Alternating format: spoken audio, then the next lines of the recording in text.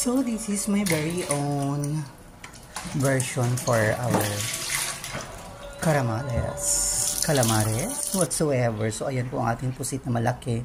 Hihiwain lang po siya into pieces kung ano po, gaano po kalaki yung gusto nyo, depende po sa inyo. Ayan po, after that po mahiwa, ilagay po natin sa lagayan. Lagyan po natin yung spices, asin, lagyan mo ng sili, ng paminta and everything para lumasa siya. Haluin, maglagay ng flour, diyan po natin i-dip yan. So yan. Kailangan po well coated po yung ating, so maglagay po tayo ng mantika sa ating kawali.